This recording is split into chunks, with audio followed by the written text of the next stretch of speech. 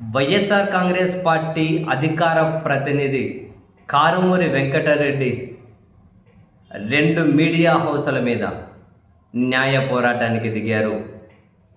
తనను రీసెంట్గా అరెస్టు చేసిన సందర్భంగా ఆ రెండు మీడియా హౌస్లలో ఆ రెండు పత్రికల్లో కథనాలు తన పరువుకు భంగం కలిగించే విధంగా రాశారు అని, దీని మీద బహిరంగ క్షమాపణలు చెప్పకపోతే 5 కోట్ల రూపాయలు పరువు నష్టం దావా వేస్తాను అని చెప్పి రెండు పత్రికా ఆఫీసులకి కారుమూరి వెంకటరెడ్డి తన న్యాయవాది ద్వారా లీగల్ నోటీసులు పంపించారు. ఫస్ట్ ఈనాడుకు, అందులో క్లియర్గా శ్రీ చెరుకూరి కిరణ్ మేనేజింగ్ డైరెక్టర్ ఈనాడు, ఇంకొకరు Shri D N Prasad the chief editor Eenadu, మరొకటి Shri Vemuri Radhakrishna Andhra Jyothi, next N Rahul Kumar editor అట. సో ఆంధ్రజ్యోతిలో 2 పేర్లు పెట్టి లీగల్ నోటీసులు, ఈనాడులో 2 పేర్లు పెట్టి లీగల్ నోటీసులు పంపించారు. ఇందులో క్లియర్ కట్గా వాళ్ళు మెన్షన్ చేశారులేండి క్లియర్గా.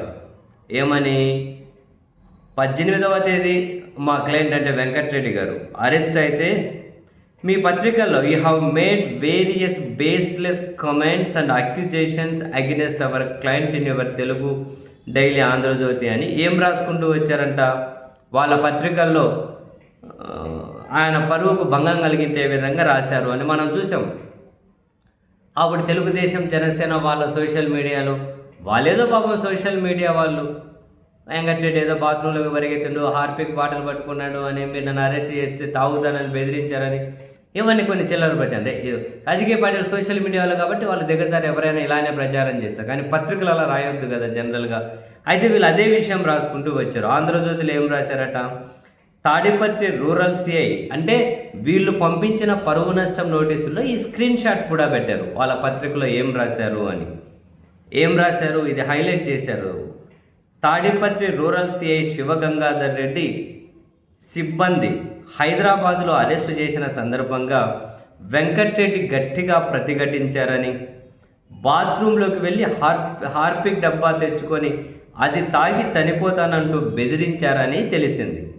అయినా పోలీసులు వెనక్కి తగ్గకపోవడంతో అరగంట తర్వాత వెంకటరెడ్డి లొంగిపోయినట్లు సమాచారం అని చెప్పి రాశారు.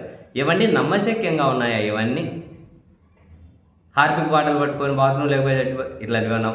ఎవరో సోషల్ మీడియాలో very very very low people ఎవరో పెట్టుకుంటూ ఉంటారు, లో మెంటాలిటీ ఉన్నవాళ్ళు. ఒక పత్రిక ఇలా రాయొద్దు కదా. అందుకేనేమో బహుశా కారుమూరి వెంకటరెడ్డి గారు కూడా లీగల్ నోటీసులు పంపించారు. అండ్ అదే సమయంలో ఈనాడులో కూడా ఏం రాశారో స్క్రీన్ షాట్ పెట్టారు. వాళ్ళు ఈనాడు పత్రికలో వాళ్ళు ఏం రాశారు, హైదరాబాద్ మూసాపేట పరిధిలో గేటెడ్ సముదాయంలోని ఆయన ఫ్లాట్కి ఉదయం 7:30 గంటలకు 4 పోలీసులు మఫ్టీలో వెళ్లారు. ఈ సమయంలో పోలీసులతో వెంకటరెడ్డి వాగ్వాదానికి దిగారు. పోలీసులను తోసేసి విధులకు ఆటంకం కలిగించారు. అతి కష్టం మీద అరెస్టు చేసి అనంతపురం తీసుకొచ్చి గుంతకల్లు డిఎస్పీ కార్యాలయంలో విచారించారు. అంటే వెంకటరెడ్డిని అరెస్టు చేసే కానీ వెళ్తే పోలీసులతో వాగ్వాదానికి దిగారని, వాళ్ళను తోసేశారని, అతి కష్టం మీద పోలీసులు ఆయన కంట్రోల్ చేశారని అసలు పోలీసులు చెప్పారు ఈ వివరాలన్నీ. ఇవన్నీ బేస్లెస్ అని అందుకే వాళ్ళ న్యాయవాది చెప్పడం. ఏం జరగనప్పుడు పోలీసులు ఎందుకు చెప్తారు? అటువంటివి ఏమన్నా ఉంటే పోలీసులే చెబుతారు, మా విధులకు ఆటంకం కలిగించారని చెప్పి ఇంకో అడిషనల్ సెక్షన్ పెడతారు పోలీసులు, అంతే కదా. వీళ్ళేదో సోషల్ మీడియాలో వచ్చే బేస్లెస్ను పట్టుకొని సో దీని మీద లీగల్ నోటీసులు పంపించారు. ఫైనల్గా వాళ్ళు అడుగుతున్నది ఏంటి అంటే, అన్కండిషనల్గా అపాలజీ చెప్పాలి, మీ పత్రికల్లో చెప్పాలి, మీ మీడియా ద్వారా మీ అన్ని ప్లాట్ఫామ్స్ మీద అన్కండిషనల్గా ఈ నోటీస్ తీసుకున్నటువంటి వారం రోజుల్లోగా సమాధానం చెప్పాలి. ఒకవేళ చెప్పకపోతే